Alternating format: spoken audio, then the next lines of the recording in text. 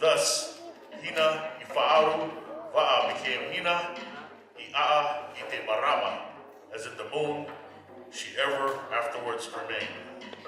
She has many different aspects and epithets, covering a wide range of human activities. With Hina's generous hands, she offers the rain to make the taro grow. She watches over her travelers at night, an office that caused her to be called Hina Nuite Ara Ara. As Hina Tutu Ha'a, the shadows in the moon were believed to be an ora, banyan, tree from the numerous branches of which Hina obtained bark and made cloth for the gods.